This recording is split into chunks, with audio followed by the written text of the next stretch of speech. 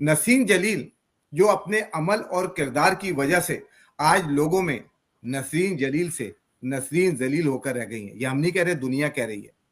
دیکھو تو صحیح ٹویٹ دیکھیں, کسی کے بیانات دیکھیں, جو وہ لوگ بھی بات کر رہے ہیں جو ایم کیو ایم پہ کریٹیسائی کرتے ہیں, یا ایم کیو ایم کے خلاف ہو, یا ایم کیو ایم کے کچھ بھی بات کرتے ہو, وہ تک تمہارے بارے میں یہ بات کرتے ہیں, آپ کو ذلیل کر کے نسیم جلیل کی آواز سے بات کرتے ہیں. اب بات یہ ہے کہ دیکھیں, کسی بھی عہد سے انحراف, وعدے کی, حلف کی انحراف اس شکل میں کیے جاتا ہے یا تو جان خطرے میں ہو, یا پھر جان کا نذرانہ لینا چاہ رہے ہوں. وہاں کوئی جان خطرے میں نہیں ہے.